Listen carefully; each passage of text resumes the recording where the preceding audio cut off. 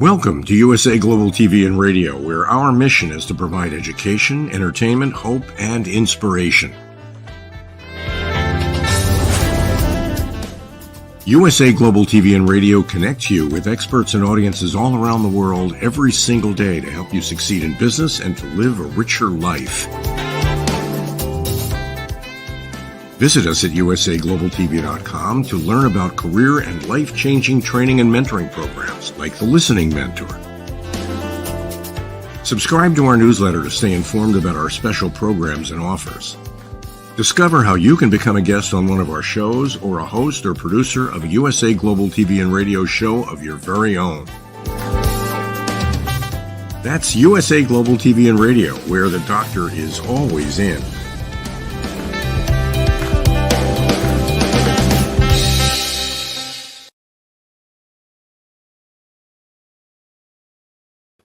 Hello, welcome to USA Global TV and Radio, where we provide world-class education, entertainment, hope and inspiration.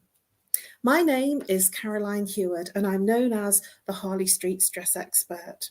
A very warm welcome to our viewers across all of our social media platforms and a very special warm welcome to our viewers from E360 TV. We are also working with Amazon Fire. You will see us on Amazon Fire and all our usual social media platforms, which includes LinkedIn, Twitter, and Facebook. And I look forward to taking you through our incredible topic tonight. Our topic tonight is, our show tonight is A Woman's Prerogative, and in partnership this evening with E360 TV. We have an exciting topic, and this is our part 2 of A Woman's Prerogative, which is navigating career transitions, how women can successfully pivot and thrive, part 2. Always, I am joined by wonderful panelists, and tonight is no exception. Tonight, I am joined by a wonderful panelist, Mariska de Pree, and she's coming all the way from New Zealand. Come on, Mariska de Pree.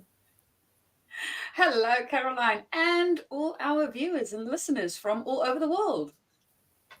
Thank you. Always wonderful to have you here. We're at totally different ends of the spectrum in terms of time.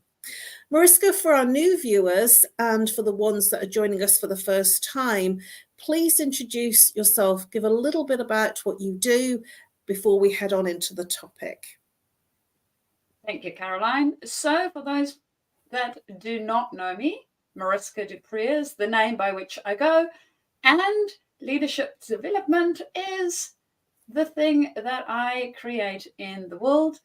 So if you are a leader within a specialization, moving into leadership, or up in your leadership journey, that is where I typically work. So I'm very excited about this career transition conversation that we are going to have today. Caroline, can't wait to jump into it. Wonderful. Thank you, Mariska. And for myself, I'm known as the Harley Street Stress Expert, and I help people bust their stress. I work with people from all over the world because I actually work with them online as well as face-to-face. So if you are suffering with stress, whether it's physical, emotional, mental, or behavioral, reach out to me. I'm offering a crazy, ridiculous introductory 1-hour session over the phone or online, and you can book me by booking me at nomorestress@live.co.uk or call me. And I look forward to busting your stress. So let's move into this topic. We've already had an interesting conversation and discussion in our part 1. So Mariska, navigating career transition. So what does that mean to you when, you obviously had some thoughts when you mentioned the topic. So navigating career transitions, I've done a few in my time. What does that bring up for you in terms of how you've navigated some of your career transitions? What's it brought up for you and how have you done it? Caroline, career transition, I think for me is one of those things where maybe way back when my parents were young, it didn't happen as often as it does these days. For most people, it used to be we get into whatever the careers that we set out to start with, and then sort of stick with that until we finish. Whereas nowadays, that is for most people not the case. And I know for me specifically, it was definitely not the case. So initially, I started off within the engineering field, worked within that specialization itself, then moved into leadership, which on its own is a career transition already because it is quite different leading people from actually working with plant and systems and processes. And then from there, we decided to immigrate, which is a huge life transition, and also brought about my next career transition where I actually moved from engineering or the engineering space into the leadership development space, which was quite a different kettle of fish altogether. So being able to do that, and I think for me, one of the things is being able to do it intentionally. I have spoken to quite a few clients recently where they sort of feel like they're going with the flow down a stream, rivers predetermined, and just sort of seeing what comes up next instead of being intentional about it. And then, of course, through our conversations, becoming more intentional about how they might transition, where they might want to go next, and how to navigate that transition space and the change that they will encounter. Because, well, as you know from all the transitions that you did, nothing ever stays the same. And speaking of, what was it like for you within all the spaces that you transitioned in and out of? Oh, when you were speaking there, Mariska, I was actually feeling your words. And when you said intention, that is the strongest word that I really felt, that it is an intentional thing. It's a decision. It's where you're fully committed to doing something different. And I remember when I first started my first career, and I spent a lot of money, there was a lot of investment with all the different paraphernalia that I needed, and the education and the sheer commitment to making the grades in terms of all the education and the qualifications. And then when I turned around and told my mum that I was changing and moving out of the industry, because I started off life as a baker and confectioner and pastry chef, and when I told her that it was time for me to change, she was very upset.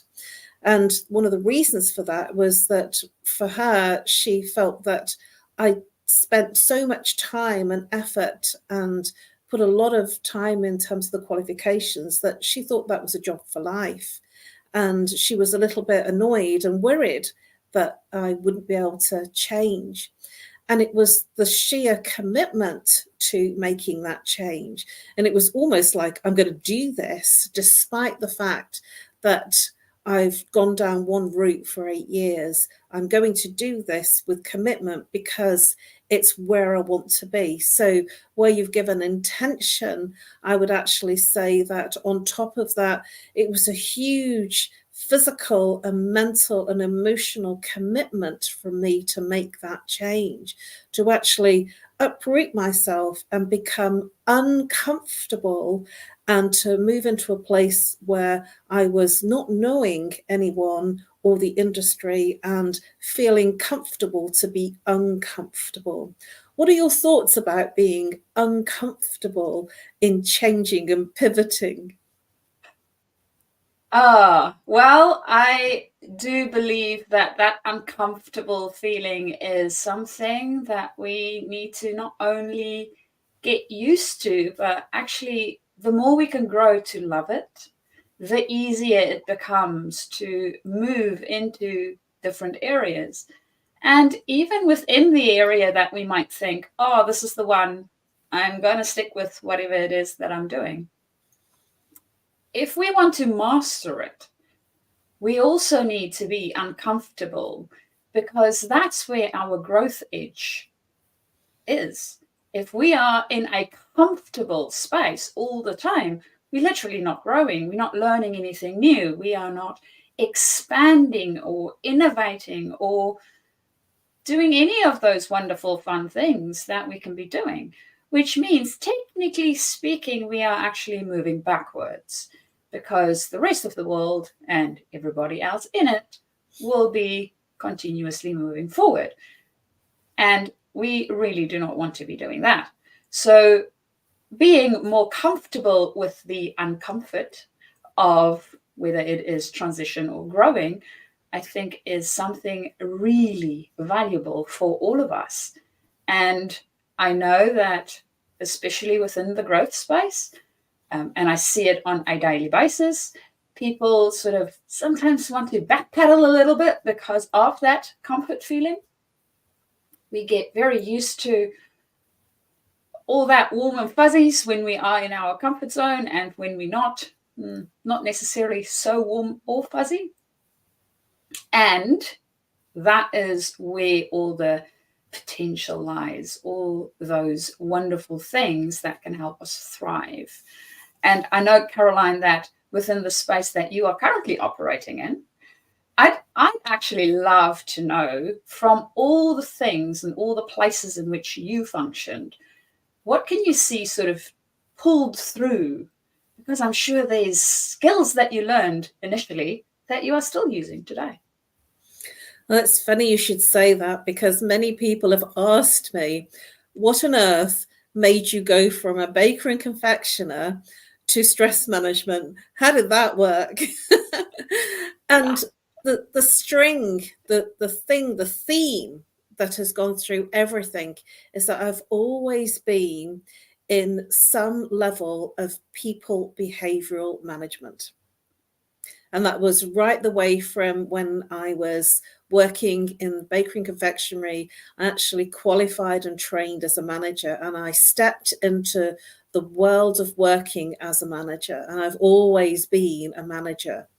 So the skills of a manager are very much about people's behaviors, communication, teamwork, getting the most from the team, you know, and it's the team is not about you specifically, it's about everyone. And it's about a win for you, win for the other person, and a win for the company. So I've always been in that space. And I must admit, I never saw myself as having my own business. And the very thought horrified me. I didn't think I'd ever do it. You know, I always looked forward to ringing up the tech department and helping me with the tech when the printer fell over. So that was really challenging. But, you know, sort of in thriving, being on my own, then that was challenging because there was no tech helpline that I could call. So I had to manage that. And now I actually have a contract with Microsoft for when my tech does fall over, and they support me, and it's a crazy, ridiculous price, and they sort out all the viruses for me, and they get my machine working tickety-boo. And it's, you know, sort of, I've learned to adapt. And that's the other thing about being, you know, pivoting and thriving, is your adaptability to change. So that the big thing that's run through is that I've always had a really high level of interpersonal skills because I trained as a manager. And so that is still in alignment with where I am now. You know, it's about listening. It's about being able to understand the other person and what their needs are, and to be able to be in that symbiotic relationship.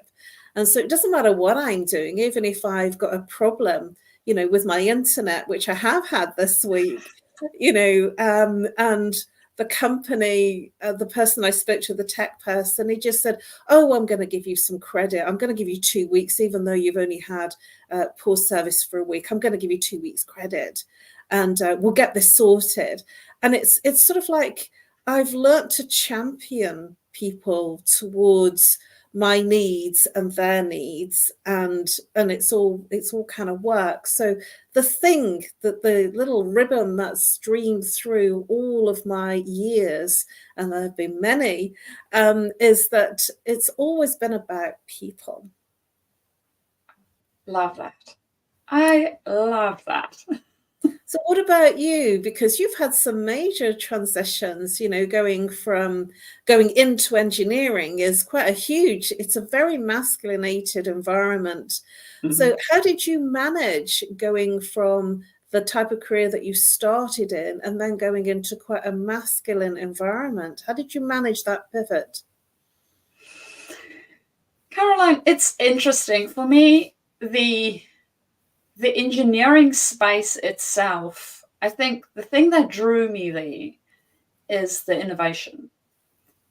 Engineering as a space on its own never stands still. We have first principles that we work according to, and we continue to evolve and innovate and change things and make things easy to do. One of the reasons I think we have engineers is because we have people that's a little bit lazy, and they want to make life easy for themselves, for other people. And because we want to help within that space, we change things, innovate things, build new things. And it's interesting that engineering is very male dominated. Now, for me, I went into mechanical engineering. Now, of all the engineering fields, mechanical engineering has a tendency to be even more male dominated. While I were in my study periods, I think in total over the time that I studied, we had 5 ladies in the program. And I think of the 5 of us, 3 of us finished. So there wasn't a lot of ladies in general within that space. And even when I moved into the work environment, it was very, very interesting, because now you do have ladies on plants, right? Because typically there's some people doing administrative work. You have ladies within the finance department. You have ladies within the procurement department, but not so many within the plant mechanical department itself. So things, for instance, and I know this wasn't that long ago, long enough ago, but not that long ago, we actually didn't have restrooms, for instance, that were specifically allocated to ladies. There was male restrooms everywhere on the plant, but none for necessarily ladies to use, because there weren't a lot of ladies to use them. So it didn't make sense to have them. And of course, as we became a bit more within that space, of course, that changed. So I think for me, that early exploration within an environment that isn't typical for the gender that I am made it interesting for me to see how to adapt, how to change, how to navigate these different spaces. And within that, because I built up a resilience for it and also an understanding of what the history is around it, how it used to work, how we can see to navigate and change it to adapt to this new space that we wanted to be in, it helped me to then also pull that through for the other careers that I stepped into, and even for the immigration that we went through.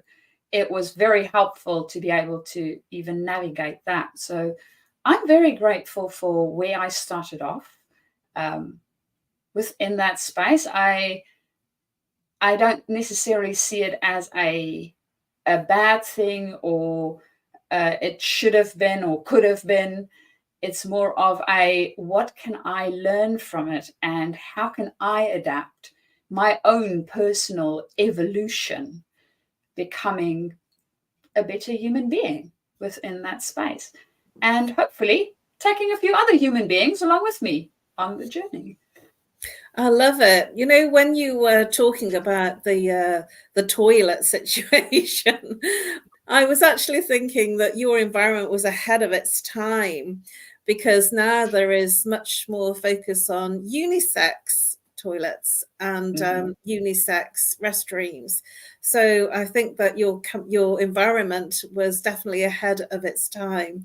And I've gone to companies where there hasn't been a ladies and a gents. It's just like one place, So maybe the engineers started this this heterosexual, and this very much unisex bathroom and restroom facilities. Something that you've been talking about in terms of, that change, being very ready to adapt. It's been very similar for me in terms of the fact that I've had three different cities that I've lived in. So I started off in Birmingham, which was the second city. And then I went to London for 24 years. So I spent 36 years in Birmingham, 24 years in London. And now I've moved to another city that has just become a city in the north part of the country. And people have actually asked me, it's very interesting that people have said to me, how have you coped? And what made you move to where you've moved to? Have you got friends, family? Is it work? What are you doing there? What's made you move? And I said, there's no friends, there's no family, and I've moved here totally on my own. And they said, whoa, how did you do that? I says, well, I've done it twice, so I'm sure I can do it again. And I did it twice in terms of two different parts of London. One was in the north side of the London city, and the other side was east, and near the centre, the city where all the corporate finance area is. And it was very different parts of the city. And I just languish in the change and the variety.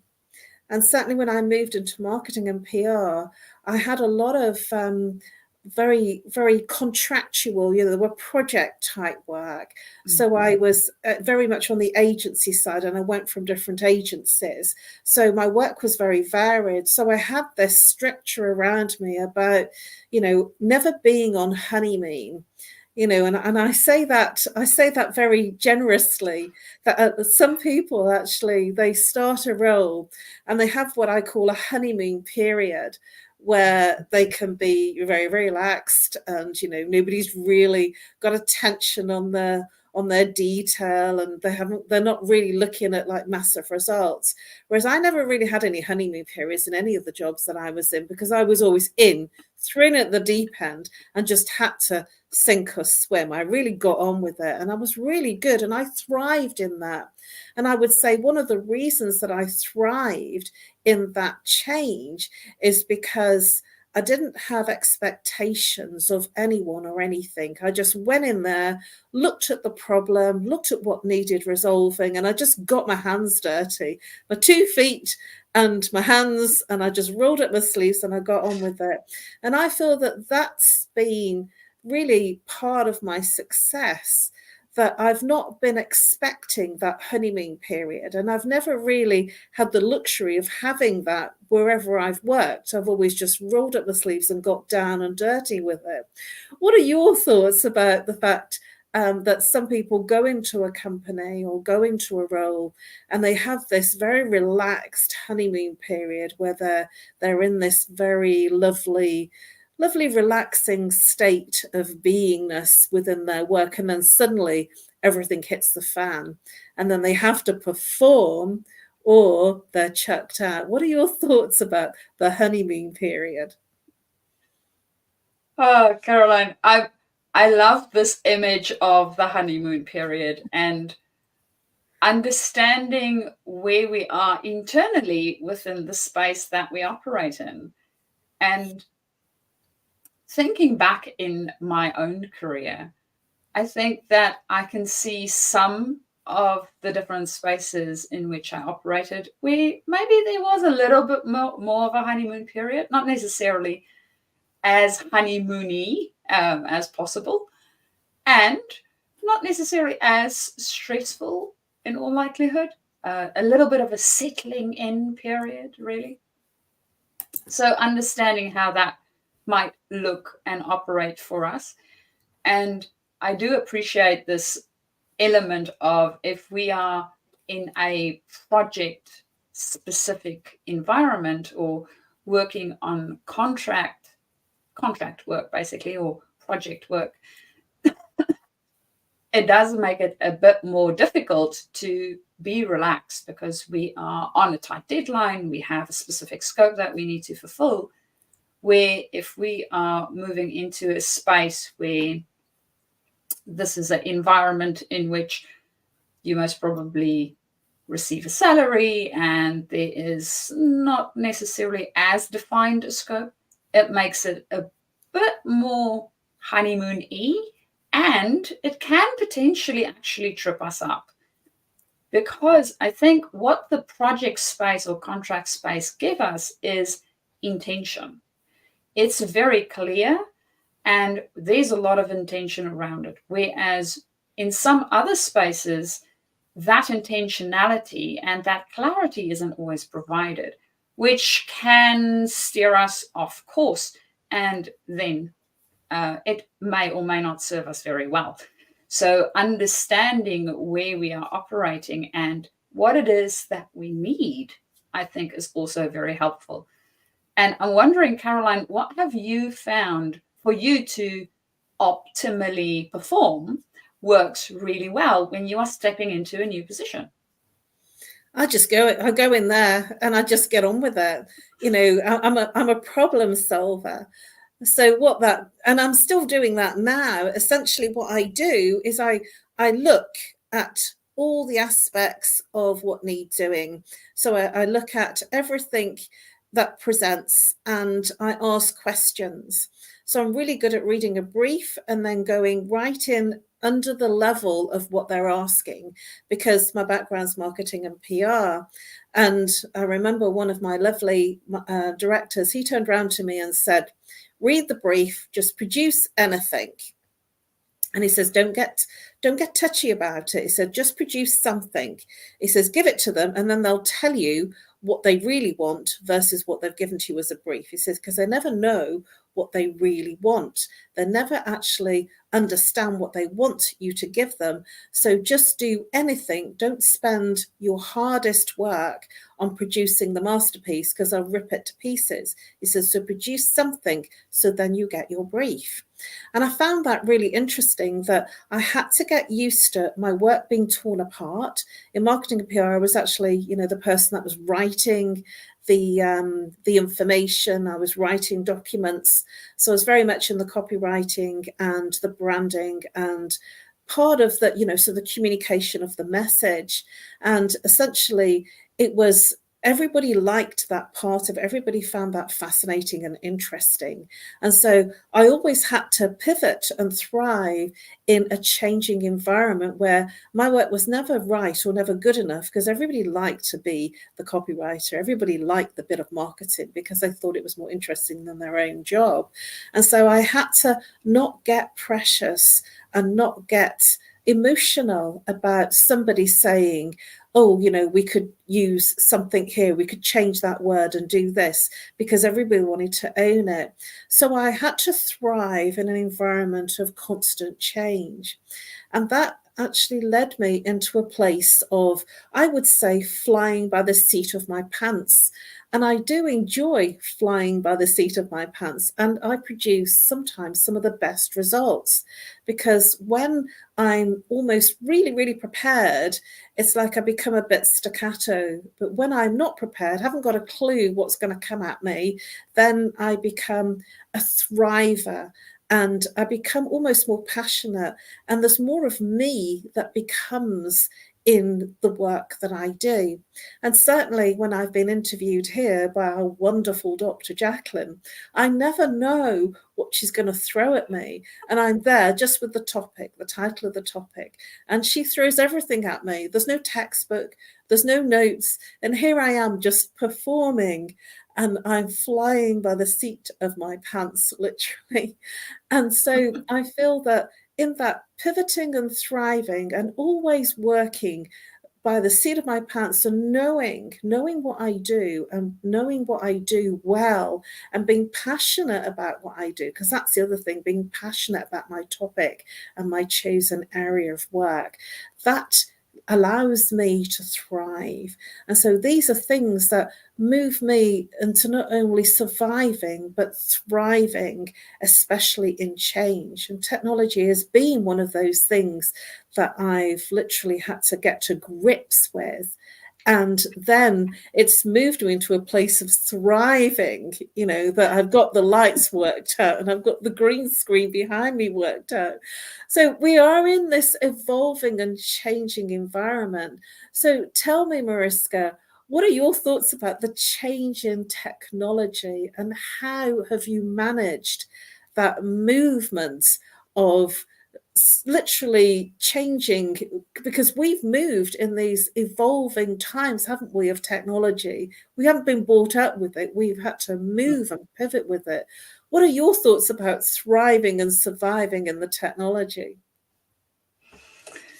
Caroline, I want to appreciate also the element that you brought in of adaptability and draft.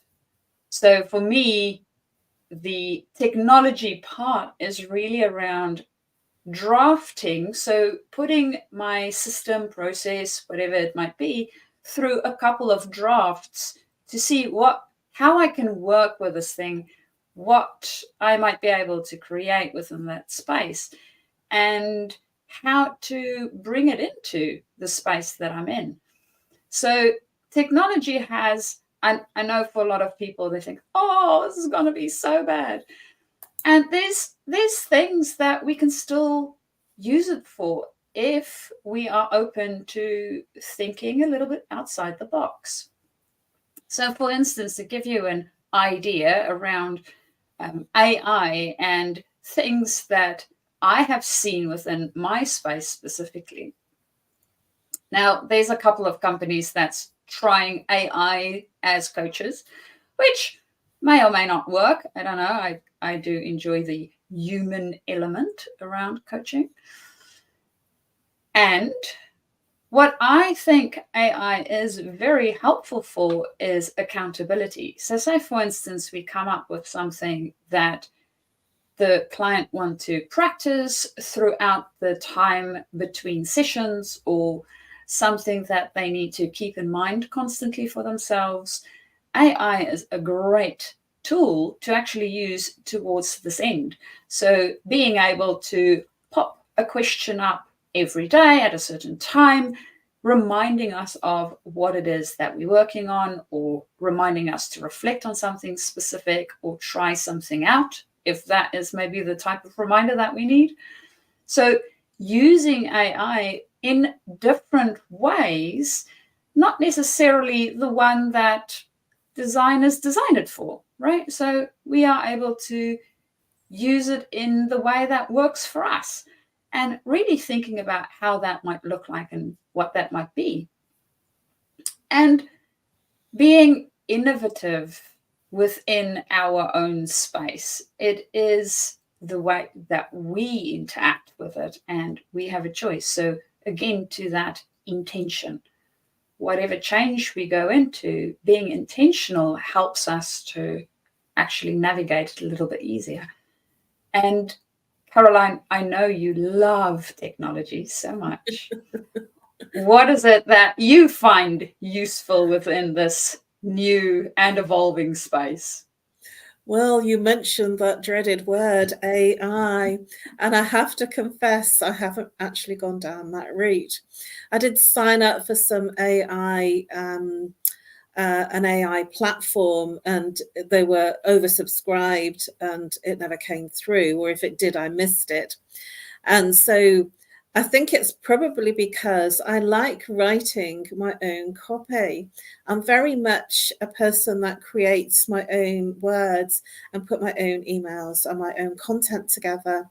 And I'm sure it'll be extraordinarily helpful, and I'm probably being very silly, but I love the way that I write. And from my perspective, I want to still do it my way. And that's very much who I am. And I feel that when I have seen some AI content, I've thought, oh, that's really good. But then I'm seeing now a lot more AI content, and it sounds very similar. It sounds very staccato to me, very, very bland. And I'm quite conversational when I write. And so I've not ventured down that route. And I'm sure that it will give me enormous amounts of credibility by using my style and the introduction of using AI. But this is definitely something that people are using to pivot and to create books really quickly and create their content for courses in a much bigger way, with doing it in much less time. And I prefer myself to be, you know, sort of very self-sufficient in not needing it. And yet that's probably something that will keep me back by not using it. And from my perspective, it's probably a very good progression, and I've certainly seen lots of technical progression. I've progressed enormously, you know, using lights and the laptop and the green screen, and, you know, really moving forward in the tech with some incredible help from Dr. JACALYN on this channel, because I never ever thought that I'd be able to do this. But back in 2021, I had to pivot, I had to move online. And when I did, all sorts of extraordinary opportunities occurred, and it gave me a way for my content and my support and my help and my knowledge and education to help many others, many, many more than I would have been able to help if I was stuck in my own home, within my own four walls, or just going networking within a small community. And so it has given me global reach rather than the intimate city reach that I perhaps had without being online. And so my feeling is that it is important to use technology, and it is important to have the aspects of what is in progression, what is changing, because when we introduce those things, then we are then part of the cutting edge, the leading edge, even though I've been kicking and screaming with the tech. It has helped me, you know, in a much bigger way than I ever thought it would. Well, we are coming into our final rounds of the show. Can you believe it? So what I want to do is for our viewers, share some really quick, short fire tips that we can give people that are navigating career transitions. And there are many people doing that in our current times. There are many people changing something that they were doing in a very structured way in an office. Many people have moved from office to home-based, and many people have actually had to change completely what they do and actually how they can thrive and be successful in that new career. And essentially that new term is pivot. So have you got any quick fire tips that you could share, Mariska, to our viewers here tonight? Caroline, I think my main one would be intentionality and thinking about being intentional for what works for you as an individual. So understanding ourselves really well, and if this might be something that you can explore for yourself, you can engage with a coach and the both of you can explore it together. They have a wide variety of tools and processes to help us explore those types of questions for ourselves and really get down to the what is important to me and what is it that what's an environment, a space in which I would thrive, right? The clearer we can be on that, the more likely it is that we will go into a space that would help us and also help us to thrive. So having that intentionality and then moving towards that space would be the top tips I would give. How about you, Caroline? Well, thank you very much, Mariska. That is just an excellent addition to help our people on this show. One of the things, and I'm going along that line, is to be open, to literally allow yourself to be open to what becomes, what is. Because when you are open, then opportunities come in and different ways. If you are stuck in your thinking and not being open, then it's much more difficult for you to see things that you wouldn't normally see. So the first thing is to be open. And the second thing that I would suggest is to dress for success, to dress so that people know you and feel your vibration.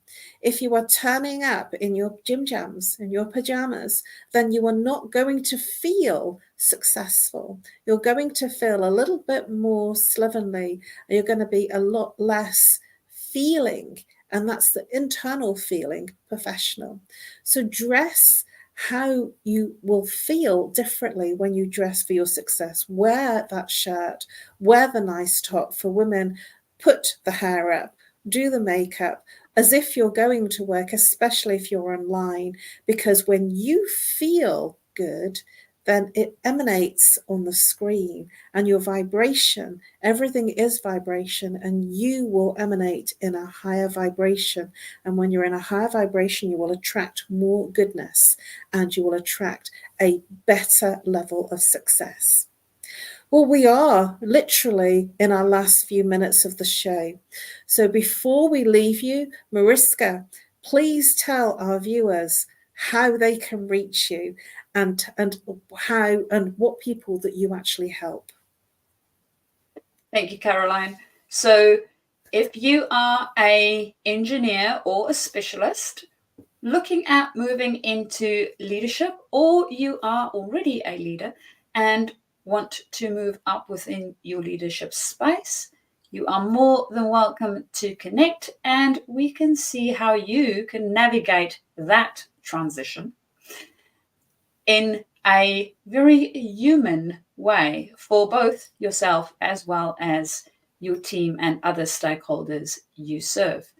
You can get hold of me via my email, which is mariska@journey2discover.com, or alternatively, you can also connect via LinkedIn and we can start our conversation. I look forward to hearing from you and, of course, navigating those transitions within your career.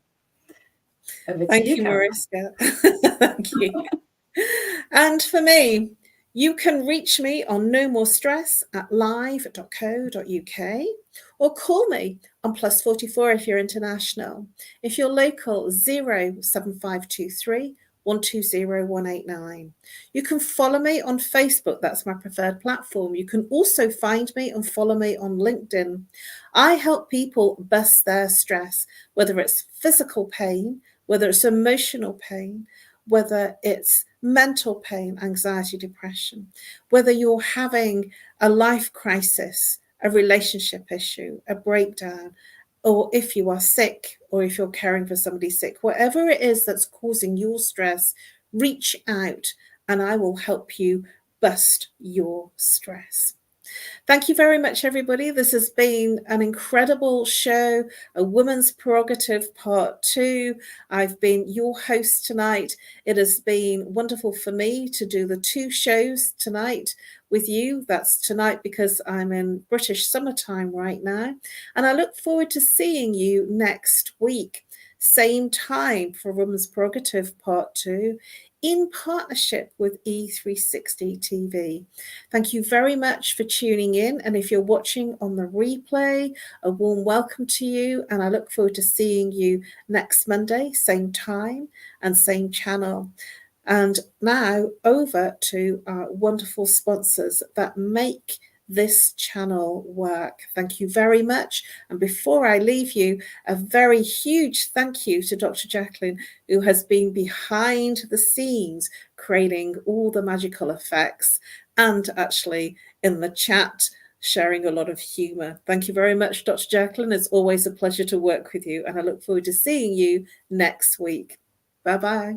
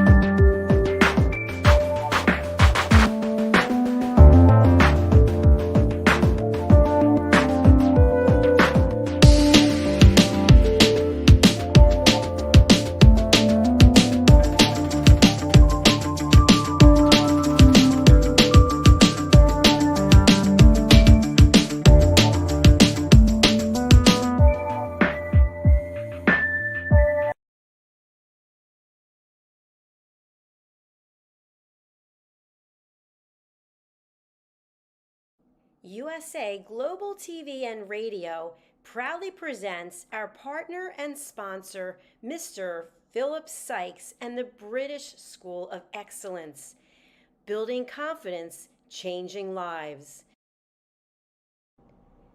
And now, proudly presenting the Polished Professional.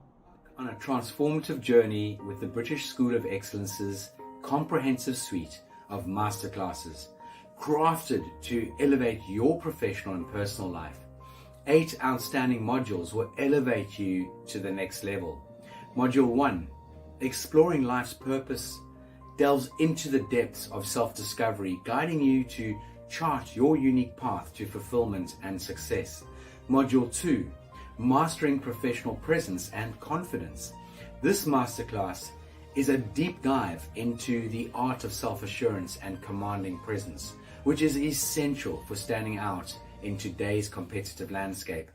Module 3, Learn the secrets of visual impact, how to curate a personal style that amplifies your professional brand.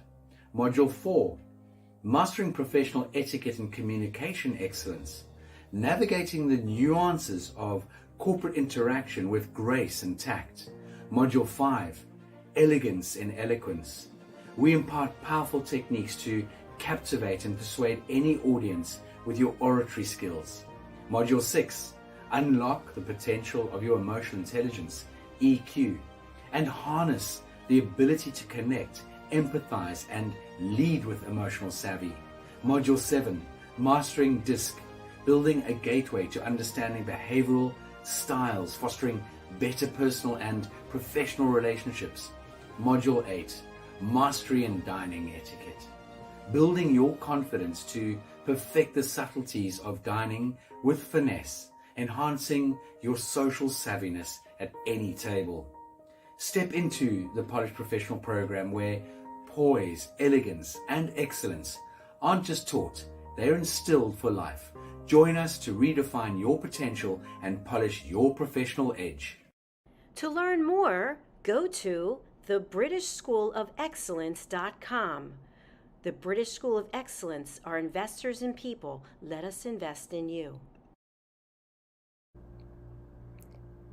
This program has been brought to you in part by Zane Carson Carruth, etiquette and protocol expert, international award-winning author, television show host, and philanthropist. Thank you to Zane, our official diamond sponsor for USA Global TV and Radio in partnership with E360 TV. Zane is the author of The World's First Tooth Fairy Ever, as well as many other children's books. She's also the television host of Elegance, Polished Demeanor, and Posh Living, seen on USA Global TV and Radio.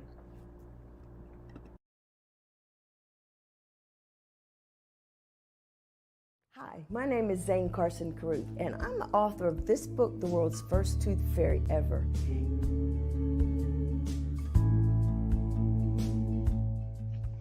Reading is magic. Studies have shown that reading to your children lays the foundation for greater success in life. Reading helps develop language and vocabulary skills. It helps improve memory, and it encourages curiosity and inspires creativity. The benefits are immeasurable, and as a parent, you'll benefit too.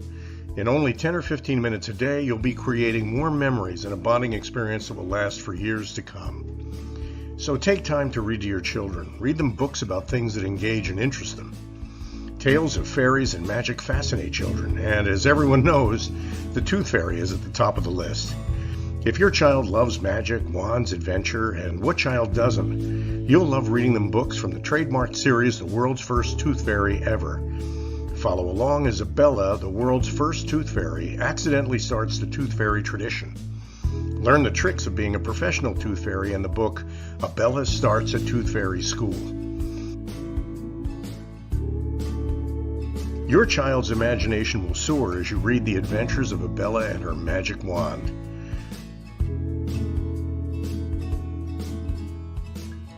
These wonderful books are available at worldsfirsttoothfairy.com and at Amazon, Barnes & Noble, and Walmart.